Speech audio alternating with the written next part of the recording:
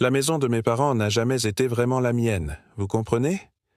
Même après 22 ans, je n'étais encore qu'un locataire de ma propre histoire.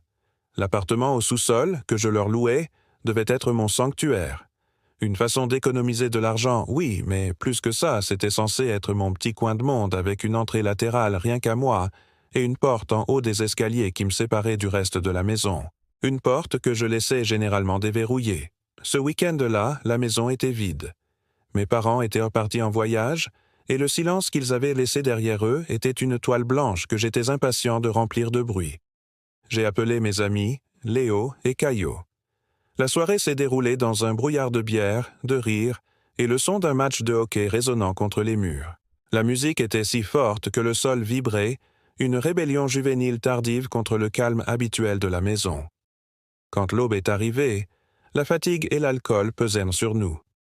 Léo et Caillot se sont effondrés sur l'immense canapé du salon, et je me suis traîné jusqu'à ma chambre, j'ai verrouillé la porte par pure habitude et je me suis abandonné au sommeil. Je me suis réveillé des heures plus tard, plongé dans cette obscurité totale qui existe entre la fin de la nuit et le début du matin. Le silence de la maison avait été rompu. Il y avait des pas à l'étage, un traînement lourd et irrégulier juste au-dessus de ma tête. Ma première réaction a été logique, émoussée par le sommeil. C'est Léo ou Caillot, ai-je pensé. Le réfrigérateur principal, le plus grand, se trouvait dans la cuisine à l'étage. Il devait chercher de l'eau ou quelque chose à manger. Agaçant, mais inoffensif.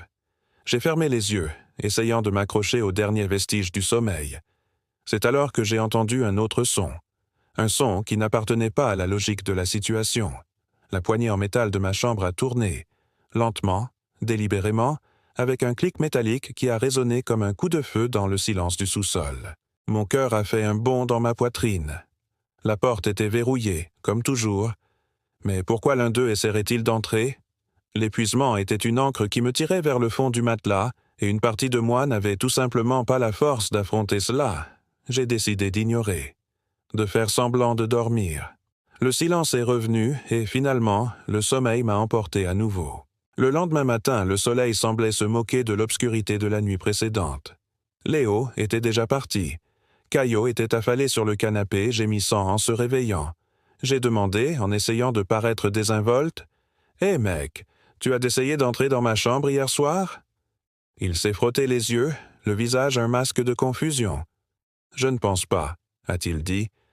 Pour être honnête, j'étais si saoul que je me souviens à peine de m'être couché. Sa réponse ne m'a apporté aucun soulagement, seulement un vide. J'ai laissé tomber. Ce n'était pas si grave, n'est-ce pas? J'ai passé le reste du samedi dehors, et quand je suis rentré, la nuit était déjà tombée. La maison était silencieuse, m'attendant. J'étais épuisé, mais sobre. J'ai mangé n'importe quoi, je me suis lavé, et je me suis jeté sur le lit, allumant la télé pour combler le vide. 1 heure plus tard, j'ai éteint l'appareil, et dans le silence immédiat qui a suivi, j'ai entendu de nouveau. Cette fois, ce n'étaient ni pas des pas clairs, c'étaient des coups sourds, venant de la cuisine, juste au-dessus, comme si quelque chose de lourd était déplacé, ou peut-être renversé. J'ai retenu ma respiration, concentrant chaque fibre de mon être sur ces sons. Et puis, le silence. Mon cœur martelait contre mes côtes. Ce ne sont que les bruits d'une vieille maison, me suis-je dit, la plomberie, le bois qui travaille. Mais un instinct primitif, froid et aiguisé, hurlait que je n'étais pas seul. C'est alors que j'ai entendu la poignée de ma chambre tourner de nouveau. Cette fois, je me suis levé d'un bond, le sang glacé dans mes veines. Le mouvement a été rapide, un test bref sur la serrure, mais ça ne s'est pas arrêté là. Juste après, j'ai entendu un léger tapotement sur la porte. 3 coups doux. Cela a brisé toute logique que j'essayais de construire. Ce n'était pas un test accidentel, c'était une invitation, une communication. Muet, j'ai attrapé mon téléphone. J'ai envoyé des messages à mes parents, à Léo, à Caillot. Aucune réponse.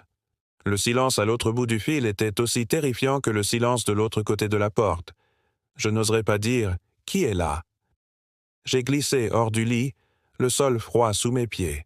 Je me suis accroupi derrière la commode, dans le coin le plus sombre de la chambre, saisissant un presse-papier en métal, la seule chose que j'ai trouvée qui pourrait servir d'arme.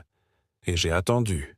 10 minutes se sont écoulées comme une éternité, dans un silence si profond que je pouvais entendre le sang pulser dans mes oreilles. Finalement, les mains tremblantes, j'ai composé le 911. J'ai chuchoté ma situation à l'opératrice, ma voix un faible filet de panique. J'ai demandé au policier de me retrouver à la fenêtre de la chambre, car je n'osais pas ouvrir la porte. Le léger tapotement du policier sur la vitre a été le son le plus rassurant que j'ai jamais entendu. J'ai ouvert, lui ai donné la clé de l'entrée latérale et j'ai attendu. J'ai entendu la porte de l'appartement s'ouvrir, des voix masculines et fermes remplissant l'espace. C'est seulement alors que j'ai eu le courage de sortir de ma cachette. La fouille à mon étage a été rapide. Il n'y avait nulle part où se cacher. Puis nous sommes montés. L'air à l'étage semblait plus lourd, stagnant. Je leur ai désigné chaque pièce. Salle de bain, chambre d'amis, chambre de mes parents. C'est quand ils sont entrés dans la chambre de mes parents que l'enfer s'est révélé. J'ai entendu un cri étouffé, un bruit de lutte. J'ai jeté un coup d'œil dans le couloir et j'ai vu 2 paires de bottes de police et, sous le lit de mes parents, une autre paire de pieds. Sale, nue. On m'a dit de descendre. Quelques minutes plus tard, il descendait les escaliers avec lui. Un homme grand, sale, aux yeux vides et portant un sweatshirt crasseux. Le regard qu'il m'a lancé quand ils m'ont demandé si je le connaissais, ce n'était pas seulement de la haine. C'était possessif. Comme si j'avais envahi son espace. C'était un sans-abri, apparemment. Mes parents, choqués, ont décidé de ne pas porter plainte. Rien n'avait été volé, après tout. Mais quelque chose m'a été enlevé cette nuit-là. Le sentiment de sécurité. Jusqu'à aujourd'hui, la question qui me hante n'est pas de savoir comment il est entré. J'ai probablement laissé la porte non verrouillée le soir de la fête. La question qui me tient éveillé est « Depuis combien de temps était-il là? Est-ce que, pendant que la musique jouait et que nous riions, il était déjà dans la maison, silencieux comme un fantôme?